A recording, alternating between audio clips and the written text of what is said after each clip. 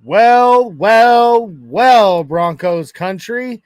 It is that time of year again. We now know who will be at least right now making this roster. I was about to say something different, and I decided to change it up a little bit.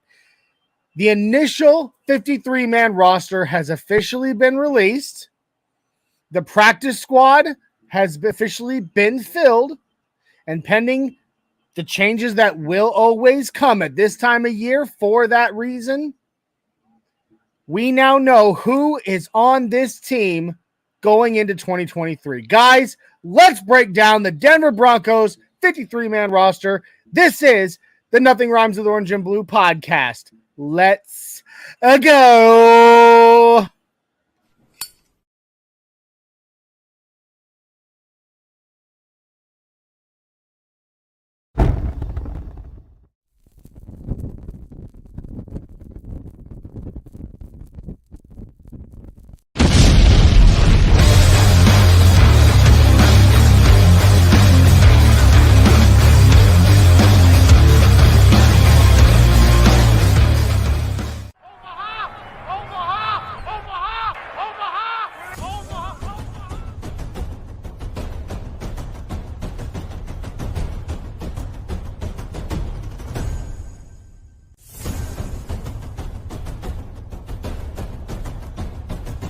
Nothing Rhymes with Orange and Blue podcast.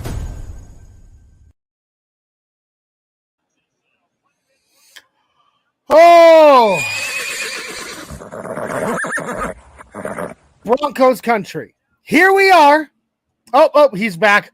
I got to bring in my name is Johnny Baki, first of all. Welcome to the Nothing Rhymes with Orange and Blue podcast here on the Orange and Blue Network.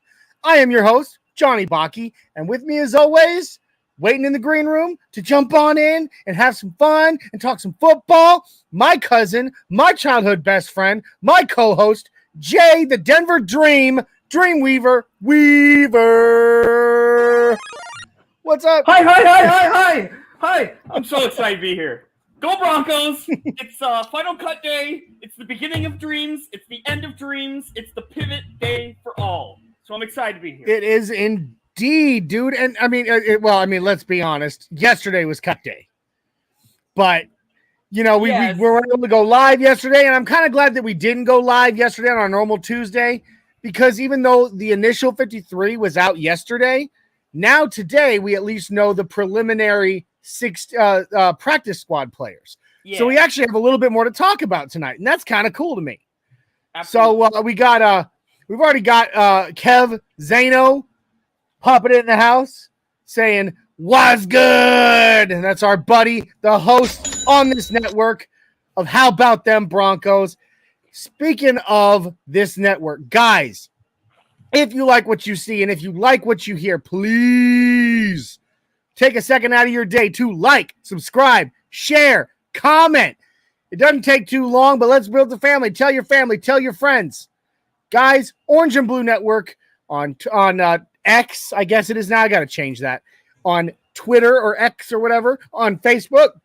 And you can find us on YouTube. Also, you can see it down there below, Jay. Everywhere where you listen to your favorite podcast, you can find the audio version of this podcast and every podcast that's on this network, so you can enjoy them all the time when you're driving or whatever. Make sure you like, subscribe, share, ring that notification bell so you know when we go live and you don't miss a second of it. Excuse me. That being said, thank you guys for joining us tonight. It is one day post-cut downs. A lot of dreams ended yesterday. Unfortunately, and very sadly for some of these guys, but you know what, Jay? I think we need to get the housekeeping out of the way first. Yeah, I mean, so a lot of dreams into 50+ roster spots here. I mean, you kind of get into the weeds. So I can definitely understand that. So yeah, let's get our riffraff out here, our housekeeping. You go ahead, sure. Johnny.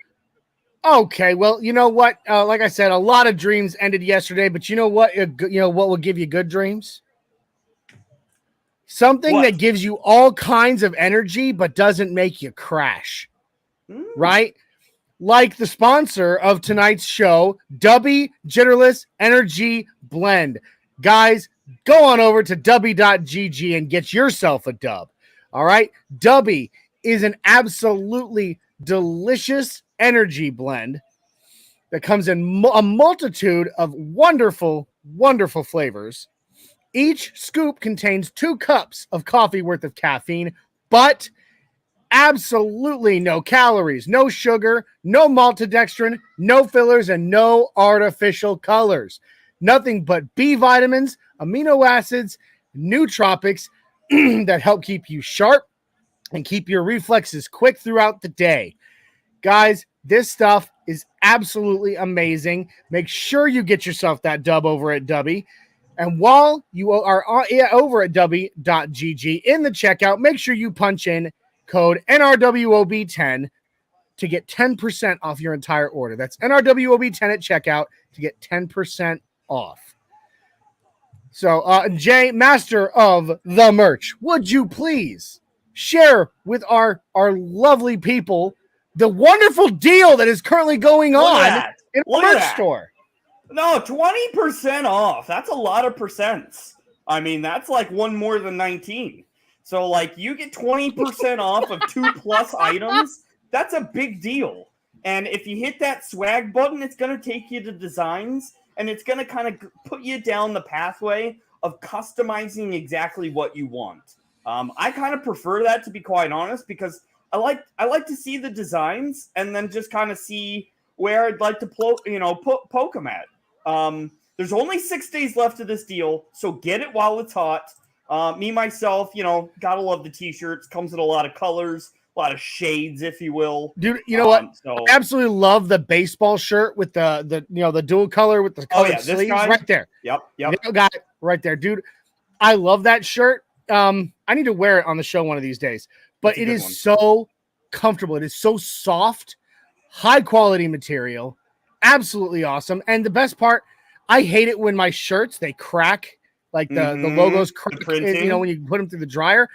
I have yet to have one of our shirts have cracks coming out of the dryer.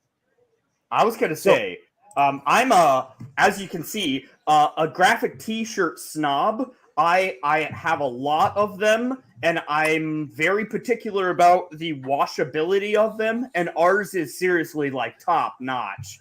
It's good stuff. That's a big thing. That is a big thing. So guys, the merch store link is in the bio below. So make sure you click the link in the bio below. Go get yourself some swag. Show the world that you rep the orange and blue crew. Guys, I want to say thanks again for joining us tonight. We've got our housekeeping out of the way, and now it is time for us to talk Broncos. So, oh man, I'm feeling it, Jay. So this last Saturday, we got to see some pretty impressive things in an absolute blowout win over the Los Angeles Rams. Yeah, man. That is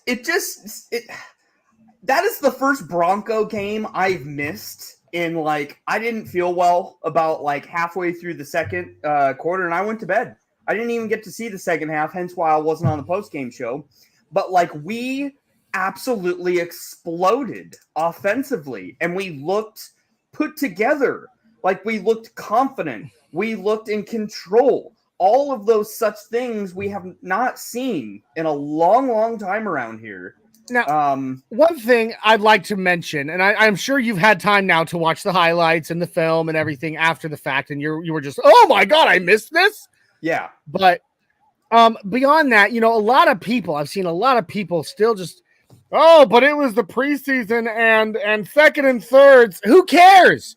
Our second and thirds, absolutely, second, third, and fourths, absolutely decimated that of the Rams. And I point out that all week leading up to that in practice, the Rams were winning every day in joint practices. Yeah. Like that was the report that was coming out.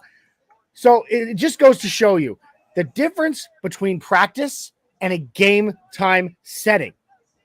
Absolutely phenomenal job jumping onto that field, taking what they had learned in practice and absolutely taking a team that, regardless of what strings are playing, just 2 years ago were Super Bowl champions. And I'm not saying they're the best team in the world. They're not. I'm not sitting here kidding myself.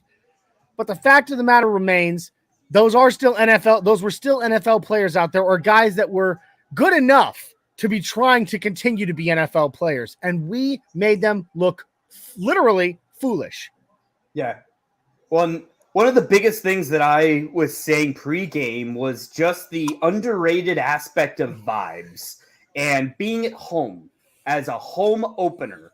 Thank you. Was such a uplifting thing for a fan base to see, because we have been through the gauntlet the last 7 years. I think you can almost say we're approaching 8 now. Yeah. 8 years of purgatory. That's a long time. So we deserve some happy vibes and to, beat our chest a couple times. And it felt good. Yeah. For us to have that be the end impression of a preseason season, and that's, the last time we'll be on the field before it counts, I couldn't write it up any better. So, I mean... And neither could Keegan-Michael Key. Those commercials are absolutely hysterical. They are. He is. Just he in himself, whatever he puts himself honestly, in. one time Isaiah asked me, he was over here at the house having dinner. I'm not sure where he is tonight. He said he came up, but he asked me once if I could pick like one current celebrity that I would love to sit down and have a meal with. My favorite actor in the world is Keanu Reeves. I love Keanu Reeves, but my answer to him was Keegan-Michael Key. I would love just to sit and pick that dude's brain, because he's got such fun little ideas, and he is, and I think he's a really, really underrated guy. Yeah. I think he's absolutely phenomenal. So I love Keegan-Michael Key, and those commercials that you can't even write this stuff. Commercials for the NFL are hysterical. So, it was a great game. We saw some great stuff. Albert O, we'll talk about what's going on with Albert O here in a bit, but he absolutely just owned the game. Jarrett Stidham, by the way, I mean, good Lord, what a dominant performance by our backup quarterback. Absolutely. Unbelievable. And he got the pleasure of playing with some good starters as well. Like, it wasn't just straight line second stringers. Like, he got to have a little bit of, I don't know, some momentum with some guys that can make plays. And it was nice to see his confidence up. His confidence looked terrible in the first 2 games, even probably more so than his actual play. Just his demeanor and just, I don't know, the way he carried himself was just very depressing. That's why we were all impressed by Ben DiNucci, because he was like, he had swag to him. He had that Chad Kelly vibe. I'm sad to see DiNucci got cut, but he's practice squad now. We'll get to the whole practice squad roster here, but I'm glad that he is our practice squad quarterback. I'm glad. If you're gonna carry a third quarterback on your practice squad, I'm comfortable with him being that guy. 100%. Yep. So very, very good game. Very well done. What a way for Sean Payton to debut himself in Denver at home in front of the fans. Yeah. I would love to point out he's still, for the most part, emotionless. Not cranky, not cranky like Vic, but not like, yeah. He's just like, Maybe that's where I get the melancholy kind of like just irritable feel and vibe from him. He just doesn't seem happy. And I just kind of feel like you're a professional athlete. Like, the thing is, I think it's different. I think it's different because, like, obviously we saw with Vic Fangio that he was cranky all the time. He just was a crank. Sean Payton, honestly, I think has got to be one of the best poker players on earth. Like, that guy has a poker face for days. And I really believe that's a part of what makes him such an amazing coach, is that he has that demeanor where he doesn't seem to always be like all on cloud 9, but he's also very supportive at the same time. Yeah. And he does it with a calm demeanor. I like it. And so, I'm okay with it because I know from what I'm hearing from players and stuff, that he's not cranky. He's not that melancholy guy. He especially is great in practice with his players. He relates to them. He's building, as players are calling it, it feels like a family. Yeah. And that is what that right there, you saw that translated onto the field. It is as close to Mike Shanahan as I think we've been in a long, long time, because he had the great duality of being able to be a player's coach, but having so much respect in every building of the facility that no one wanted to disappoint him and no one wanted to let him down. And you got a little of that for Gary Kubiak, but Gary Kubiak didn't have the swagger necessarily. He was just an old, he wasn't that kind of guy. Mike Shanahan was just he was Coops. Yeah. Shanny had some grit to him. Like he wanted to shove it in your face a little bit. And that's what Sean Payton he's does. Your dad. You feel like it when your dad is your hero. You know what I mean? Like your dad's your hero. You look up to him in every way. And although you have a healthy level of respect and fear for your father, if you were raised the way I was, at the same time, you don't want to disappoint him because you want him to be so proud of you. That's the feeling I got from Shanahan way back when, and that's the feeling I get from Sean Payton now. He's your dad. You look up to him. You know that all the guys that are on this team, all the players, are looking at him going, that's my coach. I'm getting to play for Sean Payton. They're looking at him with such awe, but also they know he don't take no crap. So they're all like, oh, okay, well, I've got that healthy level of respect and fear of him, but at the same time, I love him. I look up to him and I want to make him proud. And you see that now translated on the field. It's not about I don't want, it's not even about the fear. It's not even about I don't want to screw up because I don't want to get cut. It's I want to go out there and do something that after the game, the coach, the caliber of Sean Payton wants to come up and pat me on the back and say, good job. Yeah. 100%. So 100%. And that's what grown men, that's their incentive, because it's a team, it's a bonding thing, and that doesn't happen overnight. But my gosh, you got to start somewhere. And we've had a hell of a good start. Yes, we have. So that being said, 53-man squad. I think, but that's where I'm at. A good time to caveat and go ahead and get into the guys that at least on paper right now are carrying us into the 2023 regular season.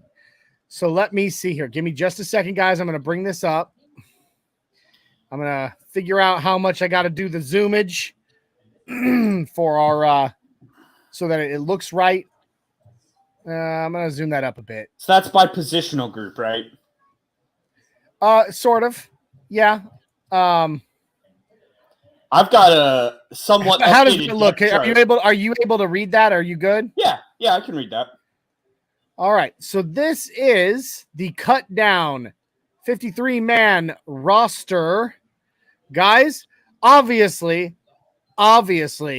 we have Russell Wilson as our starting quarterback. That's not even a question. I feel like this preseason, he really has, in many, many ways, returned to form. What say you? Yeah, I mean, I'm happy with the quarterback room as it stands right now. I mean, Stidham showed enough in the last preseason game for me to be okay with.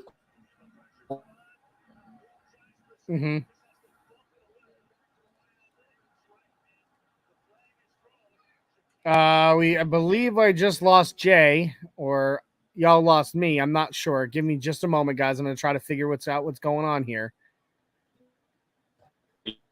Jay, you there, buddy? Yeah, I'm here. Okay. One of us dropped out. I don't know if it was me because it appeared, but either way, I'm with you. I'm comfortable with that quarterback room. We've got some more comments in the comment stream. D-Rock in the house saying, well, hello. What's up, buddy? How you doing? Kevin was agreeing with us. Zano was agreeing with us, saying, I said, it was a statement win, and it shows what this team can be if everyone buys in. Well, I think I agree with you, Kevin. I think everybody's good and well bought in. or at least it seems that way right now. So there's that. I don't want to jump the gun here, but let's go straight to the wide receiver room, because I feel like that's a room we need to spend some time on. We got a couple comments relating to that room as well. That is very disheartening that I'm just learning as well. Let's go with this first one here. Montrell Washington to Kansas City. No. I mean, okay. It doesn't scare me. He's going to be a special teams person if he even actually makes the roster. Like, I bet you that'll be another put him on the practice squad. Let's be honest. He did not show us enough to stay on the Broncos this year. Yeah. I'm not. I didn't see it. Yeah, I'm not necessarily broken up about that. It's just more of going to Kansas City is just an irking to me in itself. It's strategic. You know how often we go and pull some rando from the Raiders just so that we can learn, some of what they're learn the insides. Learn get the inside scoop on some of what's going on in their house. And it's like I said, I do apologize. Give me a second, you guys. Oh, you're good. It's very strategic. And speaking as George W. Bush would put it, it's strategery. I was going to say that exact thing. Speaking of strategery, Marquez Callaway is joining the Raiders. And so that, in my opinion, is exactly what they're doing, because he's a unique individual that can both talk about the Broncos side of life and the Sean Payton side of life. And that's, I'm sure, a valuable thing week one. He may not last there, but that's kind of disheartening in itself. Because I honestly thought Marquez Callaway would be on the 53. I thought he would not be a cut, because he's Sean Payton's guy. Yeah, but he didn't. But again, Sean straight up said it. You don't show up. You don't put the film out there that's worth keeping you on this team. It doesn't matter who you are or what you mean to me, on a personal level or even a familiarity basis. Yeah. But you're not going to be on this team. He didn't lie about that. It's unfortunate. You hate to see it, because again, these guys do have some inside scoop, and they can, talk to the Raiders and the Chiefs. One thing I would like to point out, what we saw in this preseason in terms of offense, defense, special teams, maybe 10, 15% of the playbook. It was a very milquetoast version of what Sean Payton plans to do offensively and defensively in the regular, and Vance Joseph and Joe Lombardi plan to actually do in the regular season. It was truly as vanilla as it can possibly be. So I mean, we're going to be seeing a whole lot of new stuff that we didn't get to see in this preseason. So guys, get ready. It's going to be exciting. But again, it does suck to see guys leave and go, especially to your rivals. But again, if you didn't show us enough to keep you, then happy trails. I really do hope. I wish the best for you in your future endeavors. So one thing about the wide receiver room that bothers me is that we got Jerry Jeudy, obviously, but Jerry's out for likely 2, maybe more weeks. Yeah. So that means that based on this current 53-man roster, we're only traveling 3 wide receivers into the regular season. And that includes Brandon Johnson, that, no offense to him, there's zero reason he should ever be a number 3 on a depth chart on any week of the NFL. He did show us some stuff, in the preseason. He showed us some real good contested catching and even some good yak, but we'll see. There has to be more things coming for wide receivers. Has to be. I know we signed a veteran, what was it, Philip Dorsett from Seattle. Yes, I was actually about to bring that up.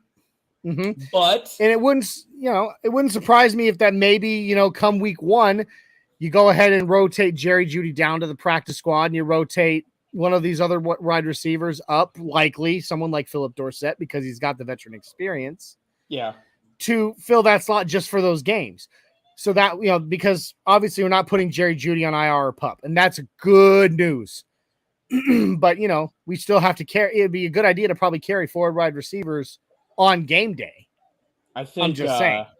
I think there could be and I've not seen a thing about this, but I wondered this right when Sean Payton came was, well, okay, when does Michael Thomas get here? And that might be on the way our I don't know, dude. Michael Thomas is talking right now about his knees being real messed up.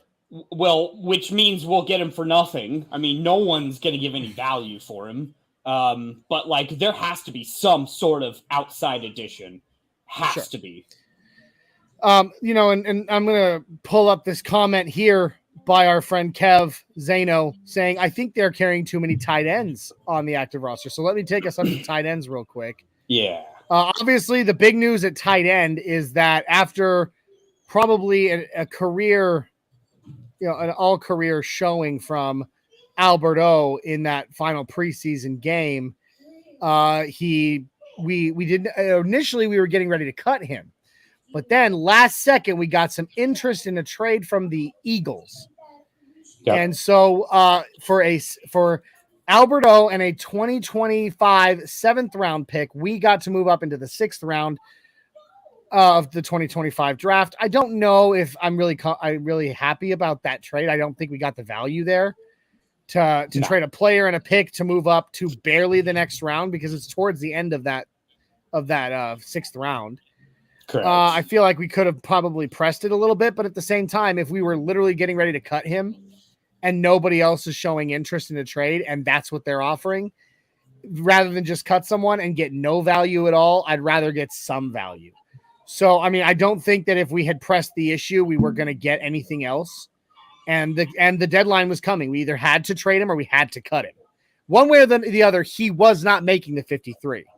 Yep. So, what we found out about the trade just moments before, like literally I think they got it done moments before the cut down deadline. So again, while a lot of people are very upset that all we got was this, got to move up into the end of the 6th round in 2025, it's still value that we didn't have before. Correct. So, I guess you just got to look at it, you take the good with, you take what you can get. That's just a sign of that there were multiple teams that were going to pluck him before the Eagles were in the draft, in the pickup order. In the waiver wire. Yeah, they had to do something to get the player they wanted that was going to be waived. And we all knew that Alberto was not going to clear waivers. There was no way. Of course not. After that game. That game, there was no way he was clearing waivers. So, again, the Eagles saw it and they were like, no, somebody will nab him in the waiver wire before us. So we're going to offer you guys, to move up a few spots. It's value you didn't have for him before when you were just going to cut him anyway. So good on George Payton and Sean Payton for getting a little bit of value out of the Alberto cut. It stinks, but let's talk about the other tight ends.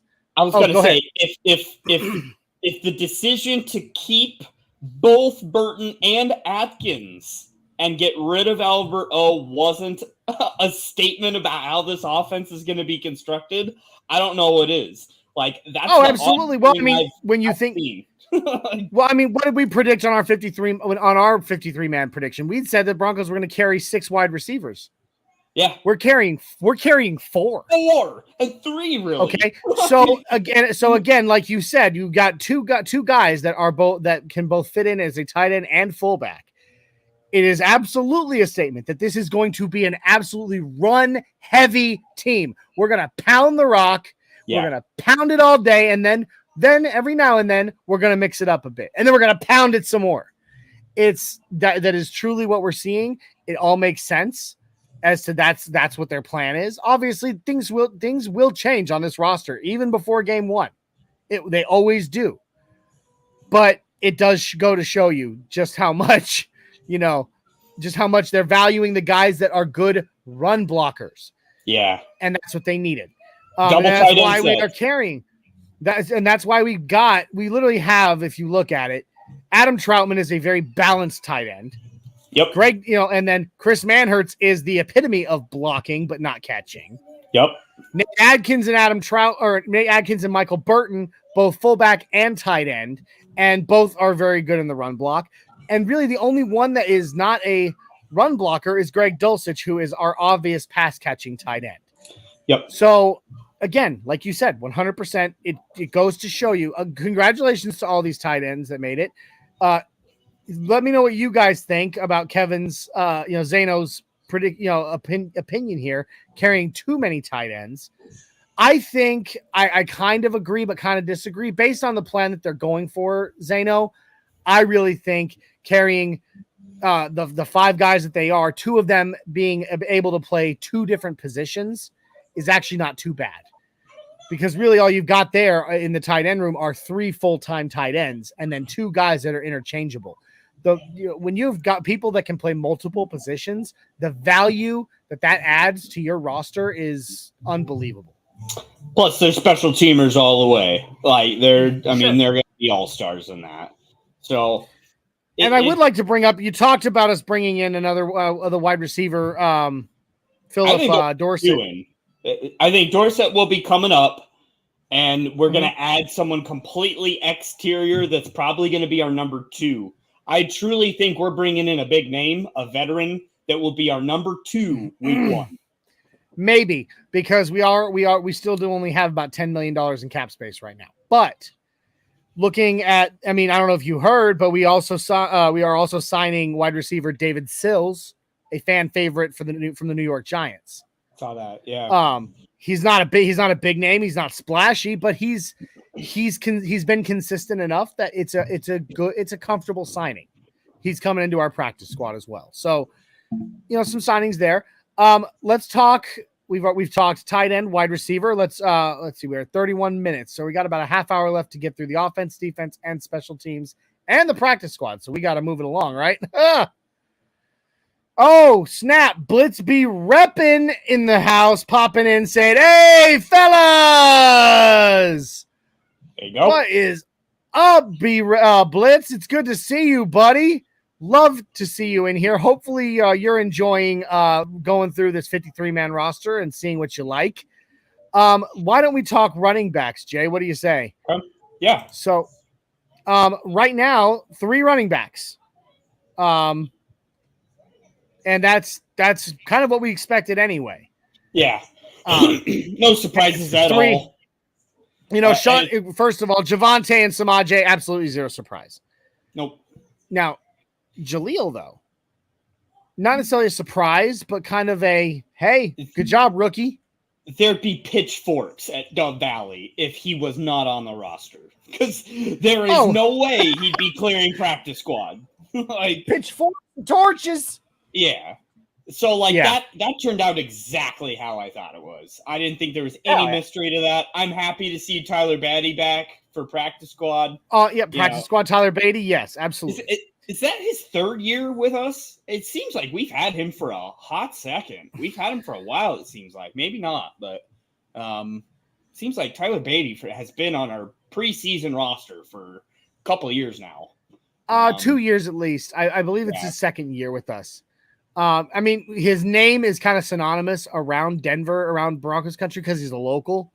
Yeah. He's a local favorite, but I believe it's only his second season actually with the organization. Mm-hmm.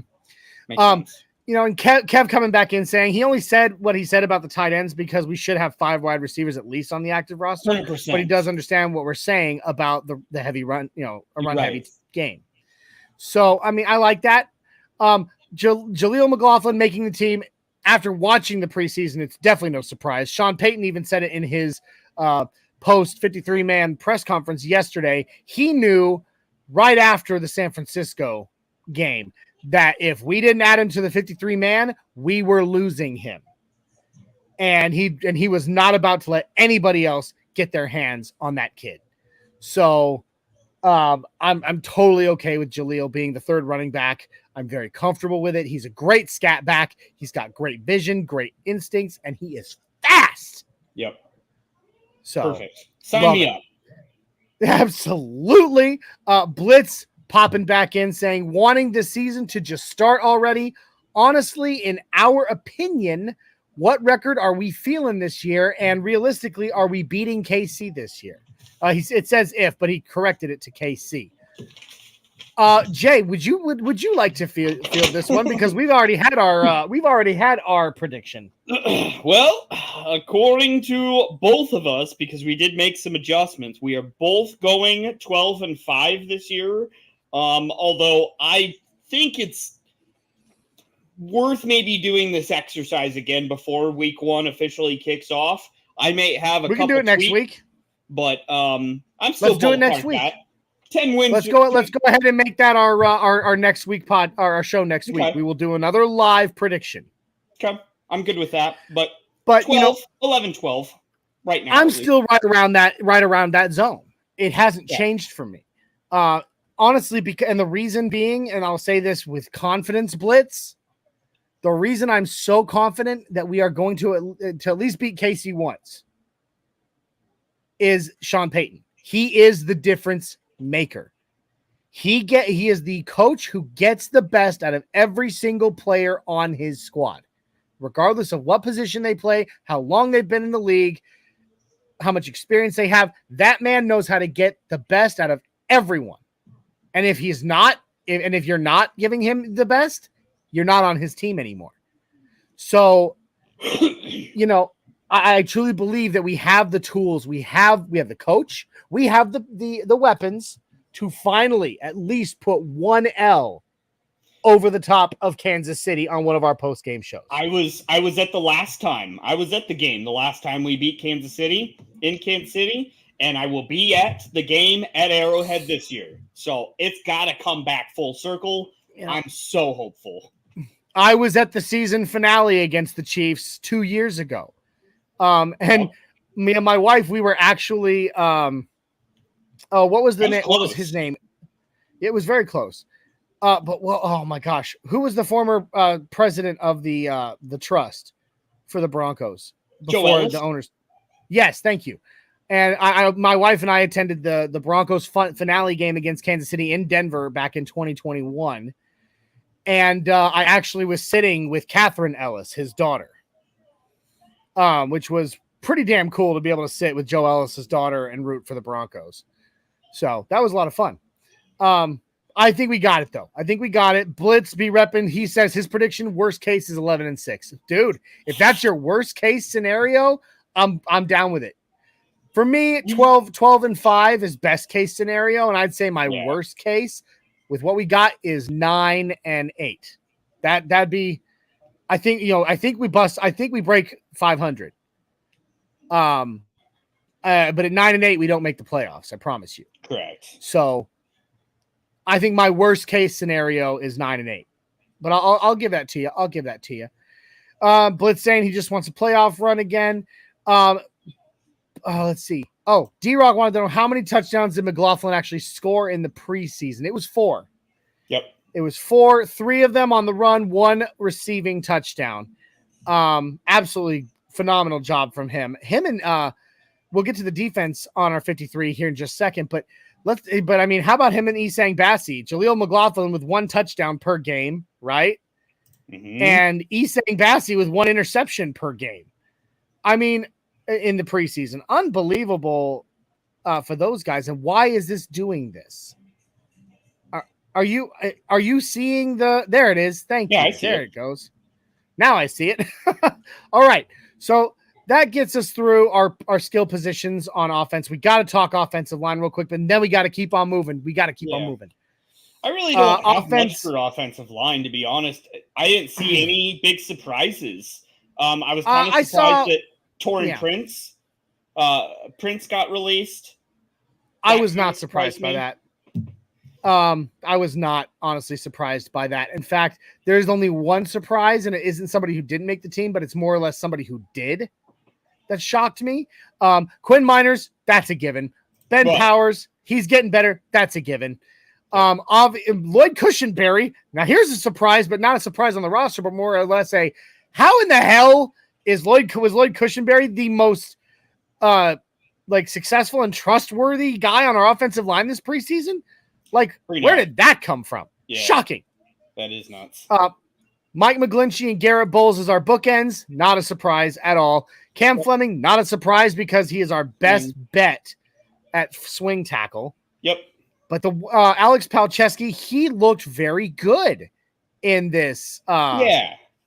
In this preseason, I liked him. He's not a starter by any means, but for him to do what he did, I mean, he did such a good job that I'm very comfortable with him being depth for us there. Mm-hmm. Absolutely. Well, then who are you surprised by? Because that was my surprise. The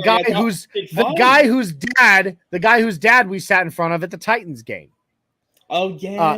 Last season, Mr. Luke Wattenberg. Mm-hmm. I felt like Alex Forsyth definitely beat out Luke Wattenberg in at center and at guard in the preseason. But so I'm not surprised actually that rookie Alex Forsyth is on this roster. Isaiah and I predicted that this season, and although Isaiah definitely he had his hot take that Alex Forsyth was going to take Cushenberry's job. Yeah, that didn't. I don't know about that, but Luke Wattenberg, I just don't feel like he's shown enough last season or this season to have made this roster. And in fact, I kind of thought that Kyle Fuller did a better job than he did in the preseason, and yet he was cut. Now, I believe we've signed him to the practice squad. We'll look at that in a minute. But either way, it just kind of surprised me that Luke Wattenberg was on this roster. Yeah. So let me know what you guys think there. D-Rock pops in saying 3 interceptions. Let's freaking rock. Love it. I think that's what that is. LFR. Or ride. He might be still riding. Yeah. Let's freaking ride. Bob Skinner in the house. Hello, Bob. Blitz D-Rock.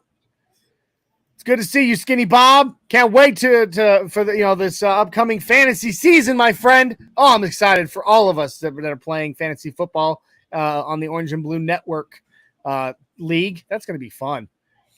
I was gonna say we got our guy Ty Y coming with some analysis of fantasy football as well. That'll be nice to see. Yes.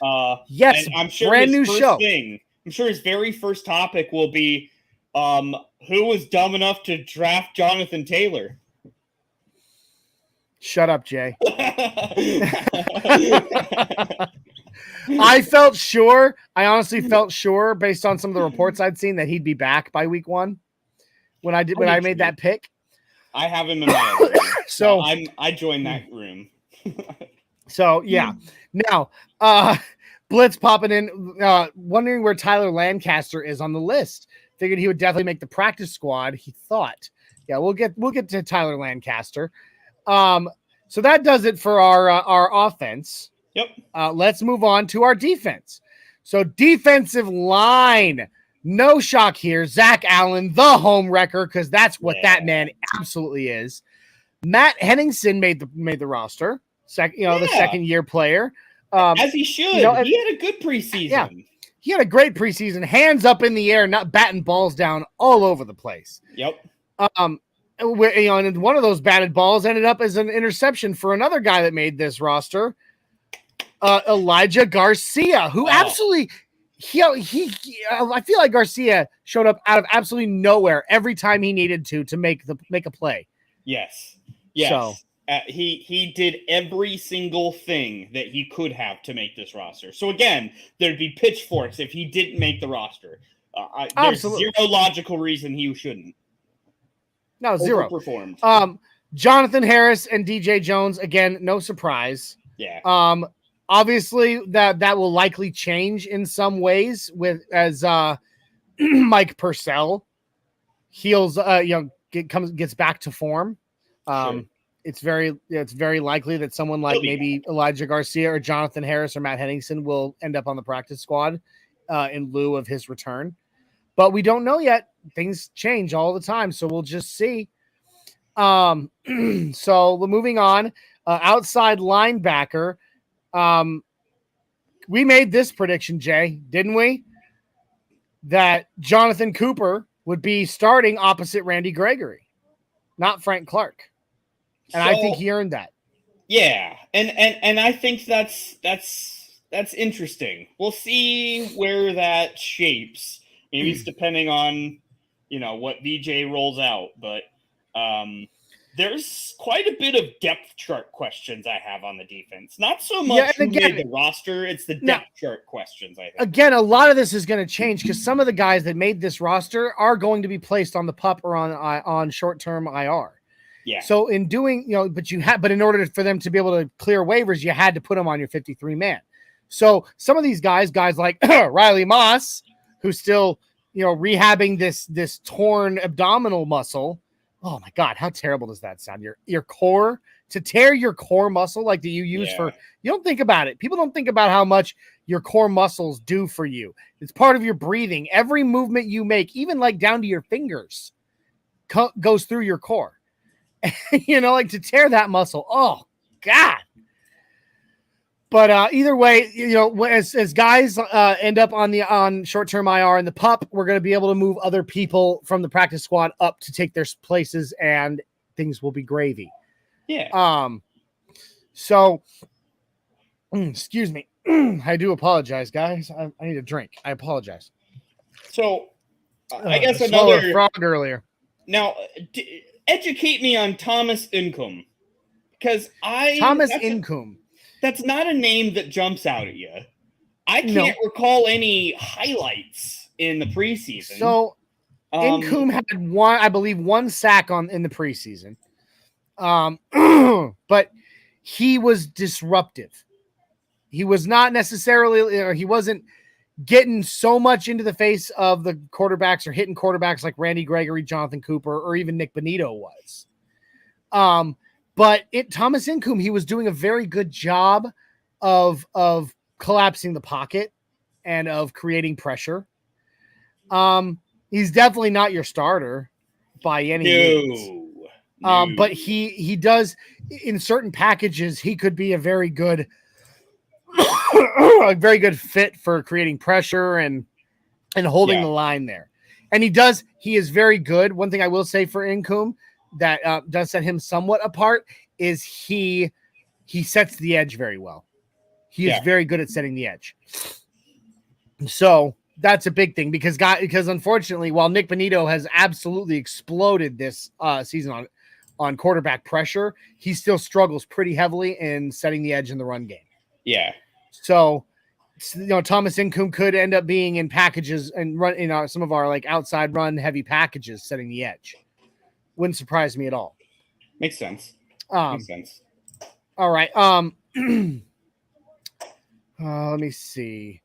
Okay. Insider? So inside? Yeah. Inside off-ball linebacker. Kind of, I'm pretty okay with the depth there. We carried 4 on the 53-man. Sorry, it's split apart right now. So obviously the two guys, no surprise at all. Josie Jewell and Alex Singleton. No surprise whatsoever on these two. They are the incumbents, and they are very, very good, and they work well together. Yeah. So They do. I still think at the end of the day, Alex Singleton is going to take a backseat to Drew Sanders. It's just a matter of when. It is absolutely a matter of when. But speaking of, Drew Sanders made the roster. Again, no brain decision. He has to be on there. I think he's going to be the future star in the middle of this defense. Oh, no doubt. I mean, I'm not sure where it was. It was somewhere up here. Someone was talking about Drew in VJ's defense just being an absolute, menace. And that's what he is, man. That is what he is going to be. I'm not sure where that comment is. I'm trying to find it, but there's a lot of comments here to go through to try to find it. Here's my biggest surprise is Justin Sternad is still on this team with as many injuries as he's had, with him not being this regime's player. Like, he was drafted, I mean, at least a full coaching staff ago. He's just, if not 2, I want to say he's a Vic Fangio draft pick. So, like, I'm very surprised he is still on this roster, especially with his skill set of coverage. It just kind of seems like we should have that already down pat as a skill set in the middle with Mr. Sanders. I thought we would have maybe went and got another, thumper kind of inside linebacker, more of a Josie Jewell. So that surprised me a lot. I mean, Justin Strnad looked very good in this preseason. He earned his spot on the team. Let's put it that way. He managed to not get hurt, which was impressive. Big thing. He stayed healthy, which is one thing he's never been able to do before this. And he was where he needed to be when he needed to be there. He wasn't doing anything flashy like Alex Singleton busting through the line so fast that you don't even see him before he's at the quarterback. He wasn't doing any of that, but he wasn't he wasn't getting those interceptions or some of those. My God, how strong is Drew Sanders to suplex dudes like he does? Obviously, he's got to shape that up because it's not allowed anymore. But still, the guy's going to be an absolute menace. I don't know. I feel like Justin Strnad did earn his spot, though. I feel like he did. I'm just kind of surprised. He was a name I would not have been surprised to see a cut. Sure, but hey, we'll take the talent. He's talented. Oh, very talented. Let's talk cornerback because that's where we carried a metric F ton of players. Yeah. And that would be, of course, the natural Mr. Pat Surtain II, PS2. Damari Mathis, no surprise. Yeah. Our starting cornerbacks. K'Waun Williams is surprising that he wasn't just released. Well, I know the thing is, will he even be back this year? And if he is, he's even a shell of himself. So this is a move with K'Waun. This is a move to save him from going to someone else. Yeah. Right now, you put him on your 53 man. He's going to go on short-term IR. Like I've heard reports on that. He is going to go on short-term IR. That opens up a roster spot so that we can fill some of those other holes that we're worried about, Yeah. But because you put him on IR, he can't be nabbed and on waivers, and he is a vested veteran at this point. So even if you were to cut him, he would not be available on the waiver wire. He is automatically an unrestricted free agent, just like that. So anybody could get him at that point. So he would not stick around because there's a lot of teams that need even if he is hurt right now, a solid nickel corner, and that's what he is. He is a solid nickel corner. So this was a way to keep him on our roster and then move him and move somebody else into his spot. With I promise you that's exactly what's happening here. Jaquan McMillan, he was all right. I was not terribly impressed this preseason. He's flashed in the past though. Yes, in the past he has. And he had, from what I've heard, he has absolutely blown away VJ and Sean Payton during camp. So yeah, there's a reason they were calling him McMillian. Yeah. He should be on the roster. He's got a good spark plug to him. I like him a lot. Yeah. Now Isang Bassi, obviously after the showing this preseason with a forced fumble, 3 interceptions, and at least 3 well coveraged blocked passes. Very, very nice.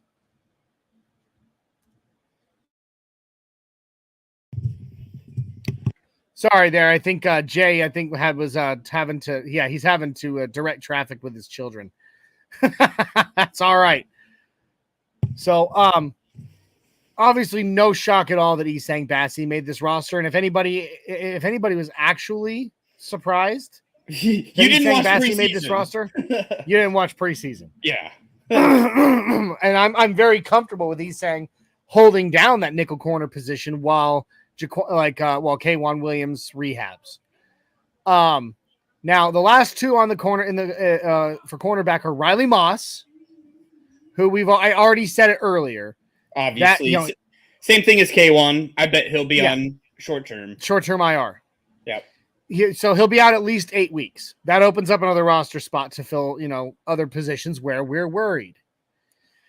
Now this one, everybody's freaking out. Why the F is Tremon Smith still on this team? You know what? This is probably the biggest surprise of the 53 for me as well, Jay.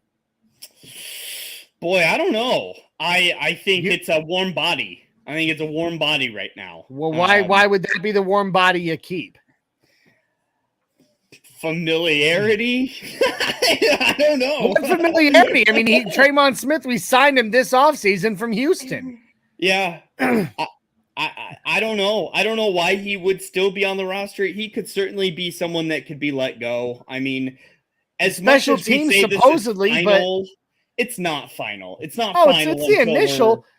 We're in. We're in it. Of all the people that we cut that we could have kept, why was Traymon Smith the one that stayed? That's my question. I mean, I know that everybody's bringing up, but he was such a, he's really good at the punt and kick return. Well, we haven't seen that in camp for the Broncos, and we definitely didn't see it in the preseason. Obviously, it's looking like Mims is going to be at least our punt return guy. As far as kick return goes, I don't know. Boy, but I mean, we've got some big questions here. Again, if we're putting so much pressure on Marvin Mims Jr. as a rookie to be our number 2 wide receiver right now, punt return, kick return, all on a brand new system, is insane to me. With you there.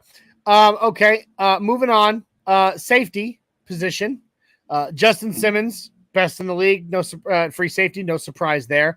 Caden Stearns, also absolutely no surprise. The guy has earned his spot as the starting strong safety on this team. Yep.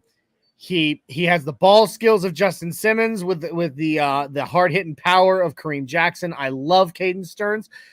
Still working on getting our interview with him over here. I'm still in talks with Caden about getting on the show. So one of these days soon, Caden Stearns will be on this show. We're just still ironing out them details. K-Jack back on the team. Maybe a little bit surprising. Maybe.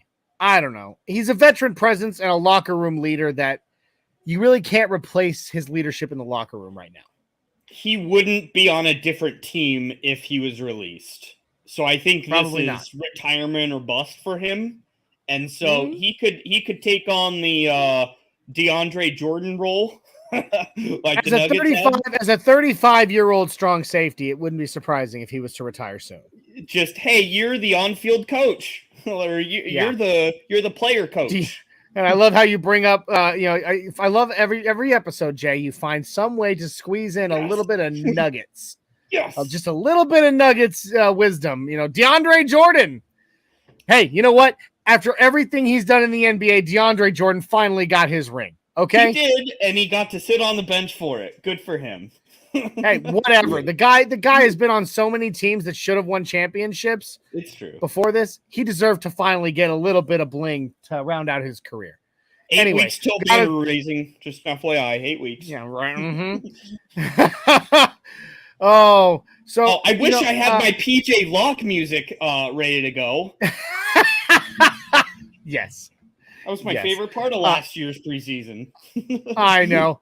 But PJ Locke and Delaren Turner-Yell and JL Skinner all made the roster as well. A little bit surprised by that. Little bit. I love Turner-Yell. I think Turner-Yell's a phenomenal player. He's a thumper. He loves to hit. He seems to be in the right place at the right time, much like PJ Locke. JL Skinner was the guy that I was surprised that was kept. I know he's had some injury concerns as well. That was my surprise. Yeah. Now, okay, we're moving on to special teams right after this, but I do want to put up this one by Blitz saying Mahomes going to need insurance himself after this season. Mm-hmm. Because I better call Jake from State Farm. Just saying. Khakis. All right, moving on. Special teams. This is there's one that is a surprise. Obviously, long snapper Mitchell Fabroni. No surprise. They brought in that other kid, Jack, whatever his last name was, to compete. Oh, yeah. He's a rookie. Mitchell Fabroni is a veteran long snapper, so not a shock that he's the man that made it. Riley Dixon, as excited as anybody can get about a punter, I love Riley Dixon. That man is a punt god. Okay. Yeah. So I'm very excited that he's on our team. I just think the other night he booted almost a 70-yarder. Well, that was the 65. I think 65 yarder that resulted in the muff. Yeah, the guy's got a booming leg. Love Riley Dixon. Now, here's my question. Kicker.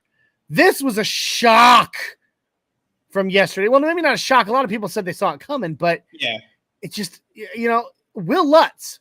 Okay, the Broncos cut Brett Maher after the last 2 games of the preseason. He was actually pretty reliable.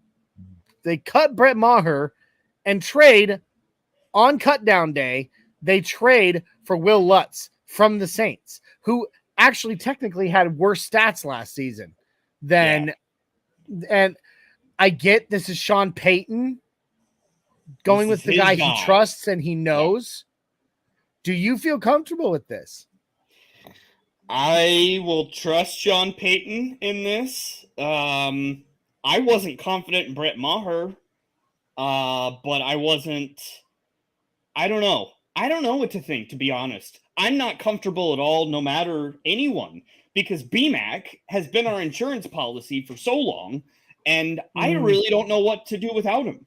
Because I see other kickers throughout the NFL always missing kicks at critical times. And I always sit back and think to myself, thank God we never have any kicker issues. Like, we're so fortunate as a fan base to not deal with that. We have been. Well, we have been.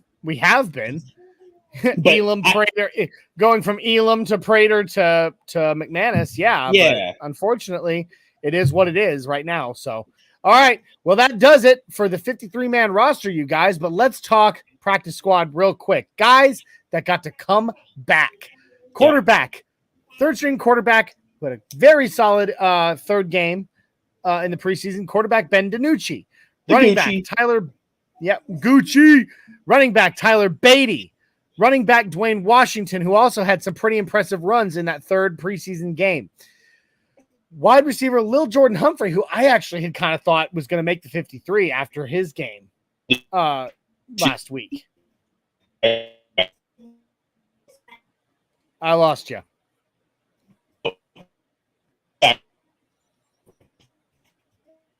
Hear me? No? Hello, are you there? What? Yeah, I'm here. All right. So we had Dwayne. We got to Dwayne Washington, then Little Jordan Humphrey. I felt like he actually should have made the 53 personally, but maybe he will be the guy that gets elevated once we move some guys around. Yeah, because I do feel like we have to elevate at least one more wide receiver. I really do, and I think Little Jordan Humphrey made that argument for himself for sure. Then the two guys that we signed today. From other teams, wide receiver David Sills and wide receiver Philip Dorsett, who has some experience with Russell Wilson from his time in Seattle and back in 2020. And then wide receiver Michael Bandy, who seemed like he had some real good chemistry with Ben DiNucci in the preseason. So I'm okay with that. Now, Lucas Krull. I don't remember seeing anything on Lucas Krull. This might be, I really don't. Yeah, exactly. I don't really know a whole lot of backstory to most people on practice squad. You can probably pick out 5 usually every year of practice squatters that even have preseason tape. So this is just a formality, really. And I think the ones you've already named are really the ones that jump off the page to me, other than I know we need to talk about Tyler Lancaster. That was definitely kind of surprising that he wasn't a little more. I mean, I don't know. I remember him getting some pressures in week 1 and week 2, I believe. I remember seeing him. If I'm being honest, I remember seeing him. And I was kind of surprised he didn't make the squad. Maybe not the 53, but I did see him making the practice squad. Although, again, when things move around with Mike Purcell coming back, he may get bumped off the practice squad later. Yeah, unfortunately. So there's that. And that's really the only real names that that hit me. That I'm like, okay, practice squad. Okay, I'm okay with that. Yep. D-Rock coming in real quick. We're going to go through a couple of these comments, guys, and then we're going to roll on out of here. D-Rock coming in saying he feels more secure with Lutz rather than Maher because of the yips. They're more severe with Maher. I agree. And that's what I said yesterday, or that's what I said yesterday in our group chat. I don't know if you remember that, Jay, but I was like, Will Lutz actually has a very as a career overall, a much more consistent career. Yes. And he didn't kick that great, he was not kicking here. I think it was at 73% last season. That was the only season that he was without Sean Payton. So we'll see if that makes a difference. Yeah. That's the position that you just don't want to hear anything about. Just everything, just pretend it doesn't exist because it should be automatic. Like, it's only a problem when it's a problem. And thus far, I mean, right now I trust Sean Payton until he gives me reason not to. Agreed. They got Blitzby repping, making all kinds of Walmart jokes about your internet there, Jay. Yeah, I've got multiple kids on these streaming services currently, so my bandwidth, I'm sure, is capped out. Yeah, probably. And Bob, and then Skinny Bob coming in with one more comment I would love to laugh about. Love laughing at Raiders fans at Walmart. I've actually made the joke to some of these people. Some of the people that rocking Raiders gear in Walmart being like, thanks for supporting the Broncos. And then they look at me like, what? And then I remind them, the Walmart owns the Denver Broncos, or the Walmart family owns the Denver Broncos. So appreciate your support, bud. I kind of profile all Raiders fans as the same people that I would see on the fun pages of the people of Walmart pages of, the truckers and thongs and just the crazy things you see. Go Raiders. The guy with the pee bag strapped around his ankle, hanging out of basketball shorts. Yeah, those people. Yep. Anyway, I love it. And Skinny Bob coming in with one more that makes total sense. Lutz will be a mile high now. That's true. I mean, he's got a good long ball as far as the kickers go, and now that he'll be in that thin air, he could just very well be the answer. We'll see. I can't imagine kicking below sea level. That's what it is in New Orleans. Like, I can't imagine. That sucks. That's a huge difference for him. Yeah, going literally from sea level to a mile high. Actually, technically, New Orleans below sea level. Below. Yeah, it's below. Yeah. He's definitely getting to move up there in the world, literally, altitude-wise. So, guys, that's our 53-man roster. We've broken it down as best we can. It's going to change. Do not believe that this is the be-all, end-all of the roster, even before week one hits on, game one hits on September 10th. This will change. It's going to happen. So a lot of these head scratchers and a lot of these ones that we're wondering about, or that we're like, why is he still here? Those guys very well may not be come week one. So, Jay, do you have anything else to say about that 53-man? I'm just open for some wide receiver help. I mean, I guess I was hoping for that right when Jerry Jeudy's injury got announced. I was waiting for something.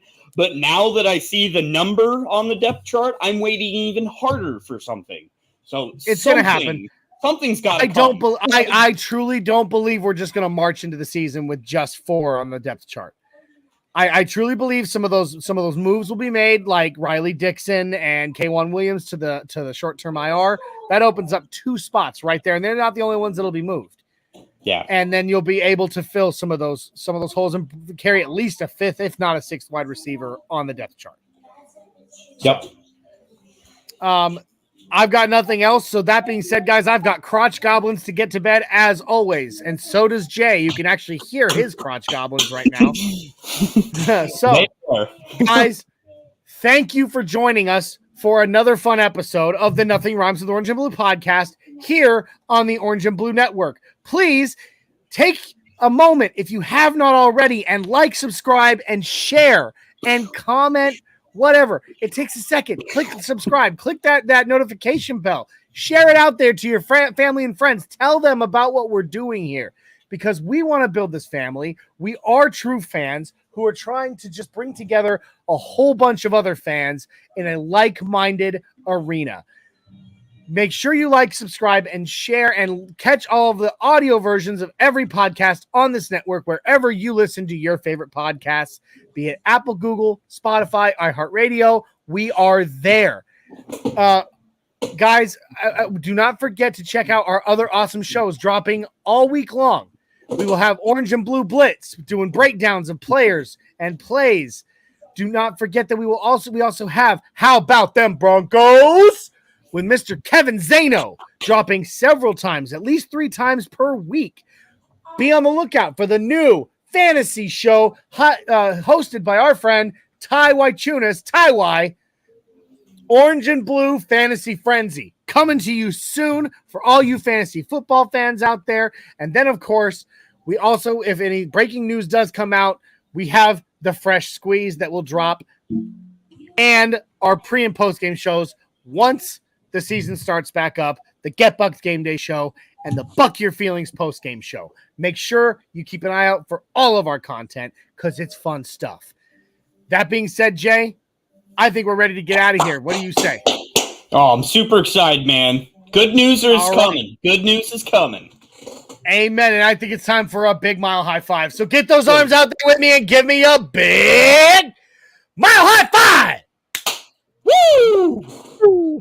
Let's go. Thank you, Broncos Country. Thank you, Orange and Blue crew. We love you, and we will see you next week here on the Nothing Rhymes with Orange and Blue podcast on the Orange and Blue Network.